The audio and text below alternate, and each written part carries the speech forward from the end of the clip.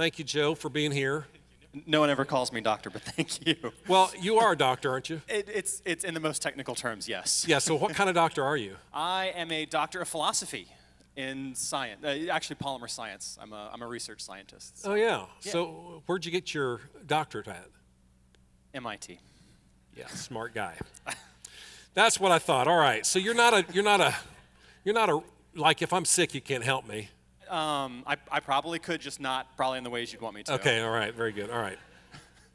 So what do you do with work, doctor? So I'm a research scientist. Like I said, I'm a polymer scientist by trade, and so I used to actually make things that you would shoot.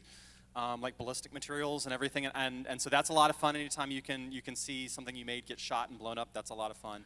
Now I'm actually working on more of a sustainability role. So now I'm literally taking trash and figuring out how to recycle it and repurpose it. So, Oh, that's kind of cool, right? Very good. Yeah. Yeah. Very good. All right. So tell me when you and your wife and your daughter, when did you guys start coming to Journey? So we started coming. I'll say generously, sporadically in 2009, and we kind of floated in and out for a couple of years. And in 2011, we started coming more regularly, and that was right around the time that my daughter started attending Wombaland. Okay, so you guys were in and out. Yeah. Just It was like, hey, we got nothing better to do on Sunday. Let's go to church. thank you. Yay. That's awesome, boy. There's no way to sugarcoat it. No, that's great. So what you've been serving for some time. So what got you involved in serving at Journey? I lost an argument with my wife. Oh. And that's the true story. So in 2013, we'd been coming regularly for multiple years at that point, and had still resisted like every pull to try to start serving. And on a particular Sunday morning, they were having a lot of the normal volunteers go to a conference put on by one of our North Point partners. And so we just didn't have enough people to run the environments. And the director at the time, who was Julie Botts, the director of Upstreet, she stood on stage and she said, one of two things is going to happen. Either we're going to need some people to step up for a Sunday and help us out and help run the environments, or I'm just going to open the doors and let the kids run up and down the hallway during service. And so after service, my wife looked at me and said, "Okay, where do you want to plug in? Where do you want to help?" And I told her, "No." And she's like, "What do you mean no?" I was like, "No, I'm a parent 7 days a week. I'm not going to be a parent an eighth day a week." I had a kindergartner at that point, and then she made this face that's like this half scowling tilt that she makes when I say something extraordinarily stupid. And then I doubled down on it. I told her, "I will park cars in the rain before I work with kids. This is not going to happen." And so then a week later, I'm back in Upstreet working with kids, because like I said, I lost. So someone said, "Well, what did she do to change your mind?" I don't remember. Like, that entire week is a blank, so whatever said or happened, it was so traumatic, it's gone. We're back there in Upstreet, and we've got 12 or 13 kindergartners, the two of us, and I figured, okay, I can do this for an hour. I'll let her handle everything, and I'll just be like crowd control. Like, I'm just gonna like make sure no one escapes, and like, I can do this. So, and again, this is really bad. I have a kindergartner at this point. I should know how to work with these kids. So I bent over to like tie a shoe or something like that, and then I look up and my wife is walking away. And she is walking away. She's going over to Wombaland because they needed someone to help with the host desk over there. And so here I am. I've got these 12 or 13 kindergartners all surrounding me. I'm like, oh my gosh, what am I gonna? I don't know what to do here. And I was freaking out a little bit. And but it was the greatest Sunday I had. It was so much fun just hanging out with the kids and interacting with them. All the supplies and the curriculum and everything were right there, ready to go. And so we had just the best Sunday. And I thought this was amazing. Did not expect it. So what'd you do the next week? So the next week, so part of that was I got to find out about all the other little things that go on as part of our church. I had no idea that we had basically a large group for the kids. It's Saturday Night Live for kids is the best way to describe it. There's a couple of live hosts. They play a game. They tell jokes. There's a live musical guest every week. There's people singing, and then they have a Bible story. And anyways, I saw that, and I saw Mark Drucker on stage hosting, and I thought that is amazing. That is what I want to do. I want to be a host for Upstreet. I want to make kids laugh and have fun with them, and then like send them off to go learn with somebody else. And so I asked Julie, can I try to do this? And she said, sure. And so off I went. And then all of a sudden you found yourself doing what? Yeah, and so then I was volunteering on kind of a regular basis, maybe every other week or so, and I found out Julie was looking for someone to direct that large group environment. And I'd had a little bit of theater experience, and so I thought, yeah, that sounds like fun. I'll do that. And so I started. I acted as the large group director for a couple of years, and just absolutely loved it. Grew a team there. We were a family. And then after that, they said, okay, hey, would you consider coaching small group leaders? And I thought, I'm a horrible small group leader. Sure, yeah, let's go coach some small group leaders. That sounds awesome.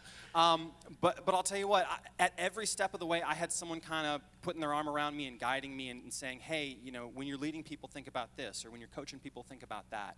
And so I got everything I needed from the staff members and other coaches as I was going. And so you went from no to give me more. Yes, to give me more. So how, as you look back over the last few years, how are you different today than you were before you really started to serve? I'm literally not the same person at all. Like I'm completely different in terms of at the time I felt like a horrible dad. I will say I was a horrible dad at the time. I didn't know what it meant to be a father. And by the way, you can ask my daughter; she'll tell you I was a bad dad. She's a teenager now. She might still tell you that I'm a bad dad. That's a different discussion.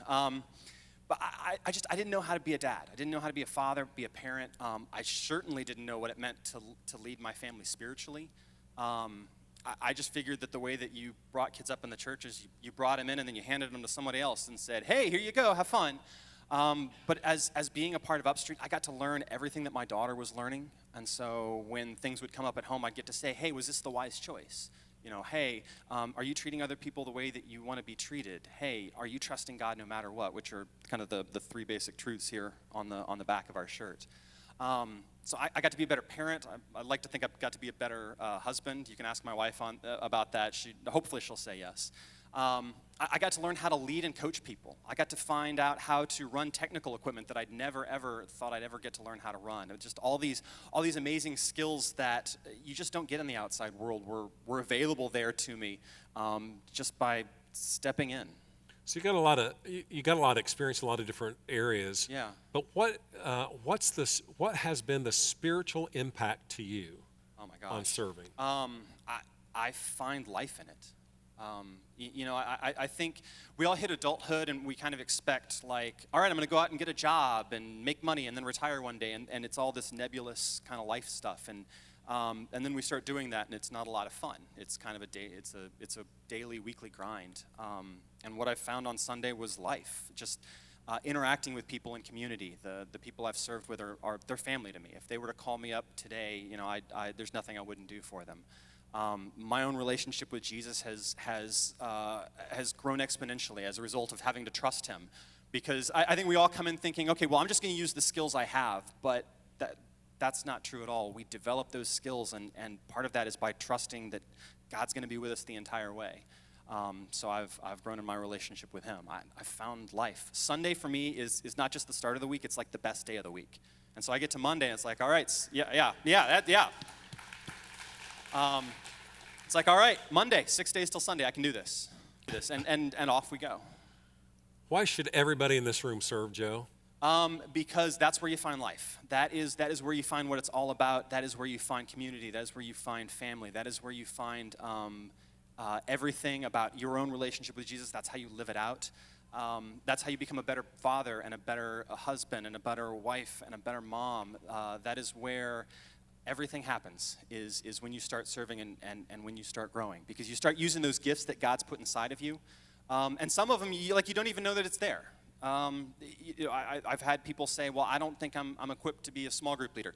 That's okay. Come check it out for a week. And so I think there's also the assumption that like once you start serving, there's this electronic ankle bracelet that we put on you that you got to be back every week. And so I have no ankle bracelets, just my lovely Kentucky socks. And so, if you try out something and it doesn't work out, great. Let's go find something that you can that really does stir your heart, because we've got something for everybody. Whether you like to run lights, run sound, be a funny host on stage, be a small group leader with kids, we actually have a role where you play video games with kids for an hour. I swear to you, that is honestly the role. We have an environment called Club Up Street, where we need people to come and hang out with the kids for an hour, and these are kids of volunteers, and so you come and you play video games with them for an hour, and you can beat them. Is that a spiritual gift? Yes, it is. And so when you're retreating to your man cave or your sheet-in or whatever next week to play video games, and your spouse is looking at you, you just got to say, I'm getting ready for Sunday. This is what God has equipped me for. And the best part about playing the best part about playing video games with kids is that you beat them again and again, and they just keep coming back for more. They're like, it's 20-0. They just like, no, we're going to run it back. You're like, okay, all right, let's do this thing. So. Wow, that's just crazy. You know what? Yeah, here's the thing. I expect to see all of you in Club Up Street next week. So, Joe, I know when you jumped into serving because you didn't want kids running around in the aisles No, during the service. that's my wife. Yeah. I jumped into serving because my wife did not want kids running around in the aisles. But here's the thing. You've experienced so much personally. Yeah. But there's been a ripple effect. Yeah. There really has been. Yeah, and actually the people at work will tell you, I had a couple of guys come up beside me. They're like, you're not like the angry person you used to be. Like, what happened? What changed? It's a result of serving. It's a result of working with people and growing and learning how to see people and their differences.